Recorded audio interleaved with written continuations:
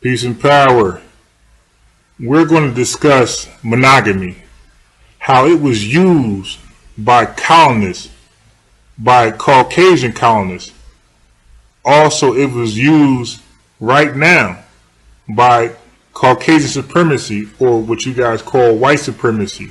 It's a tactic used to depopulate Africans because we are a very populous people. Now, with that being said, let's take a look at polygyny and let's see what polygyny has done for Africans, because we know, or we're going to find out, that monogamy for Africans depopulates them.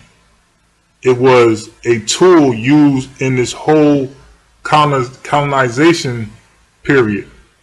You know, everything they have done to Africans were not for their best interest.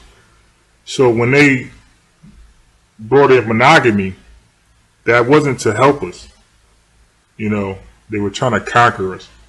So anyway, let's get to the counterparts of monogamy. You have Planned Parenthood in America, which does not help Africans populate. It actually helps us depopulate. You have AIDS, this mysterious disease that came out of nowhere that seems to only be attracted to Africans all across the world and in America, which depopulates us. You have this system, this prison system and jails. We're thrown in there at large numbers. Matter of fact, there are more Africans in American prisons than there was of all of antebellum slavery. Yeah, we had slavery in 2015. It's called the prison system.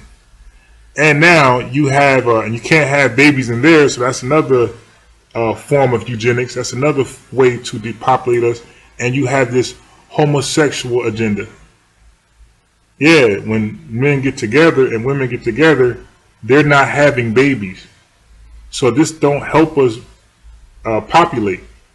This actually sterilizes us. But let's go to one of the first acts of sterilization, and that is called monogamy. Okay, when monogamy was instituted in Africa, it came by way of Christians who were Caucasians. They brought monogamy to Africa as a system of sterilization. This is one of the first practices of eugenics. Let's look at this. In America, there are 1.8 million more black women than there are men. So, in essence, black women outnumber black men 12-1. So if every black man was to take on one wife, this whole monogamy system, this whole monogamy ideology or theory, or this thought, if every black man is to take on every black woman, then there would be more single, unwedded, unchild women than there would be women that's married and have children. 12-1. Let's look at the history of polygyny after this short video.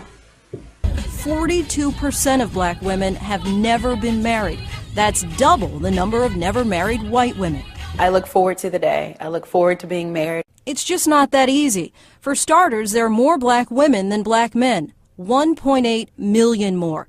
So even if every black man in America married a black woman today, 1 out of 12 still wouldn't make it down the aisle. Let's take 100 black men. If you eliminate those without a high school diploma, those without a job, and the number of black men between the ages of 25 and 34 who are incarcerated, that leaves only about half of black men eligible to pop the question. Okay, now check it out. Polygyny has existed in all over the African continent, thanks to the fact that it represents an aspect of their culture and religion. These types of marriages have been more present in the whole history of Africa like no other continent in the world. You heard that? No other continent in the world. One of the reasons why this has happened is because the African societies have managed to see that children were a form of wealth. And this way, a family with more children was considered to be more powerful. You see, it was all about children. Okay? Under these circumstances, the polygyny in Africa, was considered to be part of the way you could build an empire. You hear that? It was the way you can build an empire in Africa via polygyny, not monogamy. All right? Monogamy was the system you would implement in Africa if you wanted to see these African empires fall. But Africans seen to build a great empire, you do it with polygynous affairs, because then you can produce many, many children. Children were a form of wealth. So no children, no wealth. Okay? Let's look at it. Only after the colonial era in Africa has appeared the polygyny has started to be perceived as a taboo, as this was one of the things imported along with the colonists that took over some regions of Africa. Okay? Some people are saying that there are also an economic reason why this has happened. There are many issues of property ownership that conflicted a lot with European colonial interests. Okay?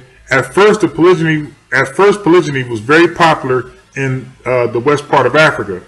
But as Islam has started to diffuse in this region, the prevalence of polygyny has started to continuously reduce to the restrictions that appear to the number of wives.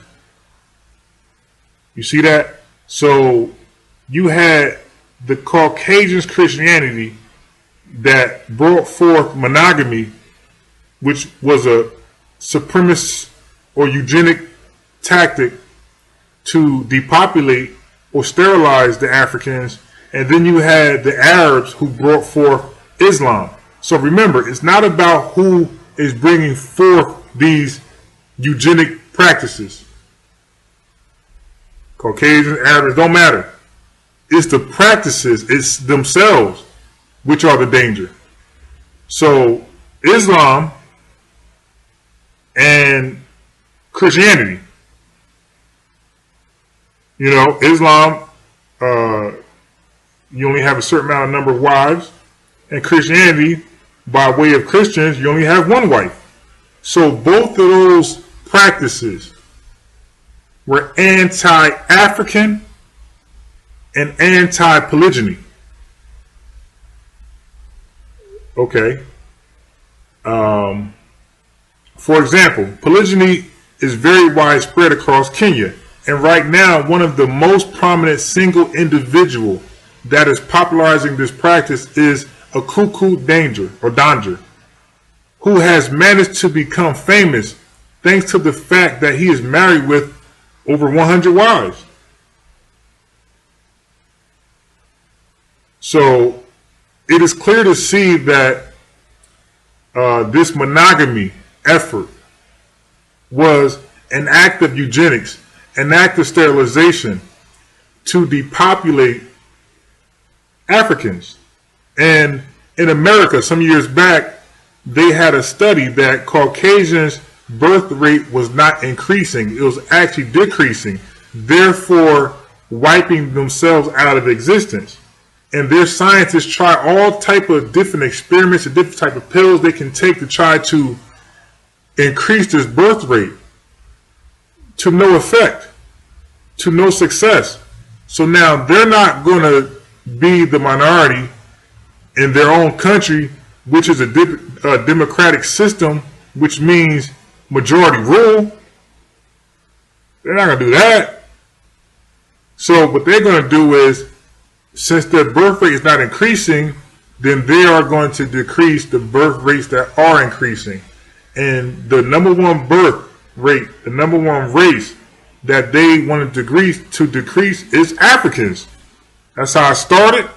That's how it's going to end. So as a result, you see Planned Parenthoods everywhere in America. As a result, you see the homosexual agenda everywhere in America. As a result, you see the free condom passing out or advertisement in America. You know, then you have the new Jim Crow, eloquently put by Michelle Alexander, as an institution to put black men in prison by the millions so that they cannot increase this birth rate. You know, there you have it. There are more black men in prison in 2015 than all of antebellum slavery. So we really got to think about this monogamy tactic. You know, so like I said, polygyny is as African as the pyramids. All right? So there you go, man. Monogamy is a tool of white supremacy. Peace and power, family.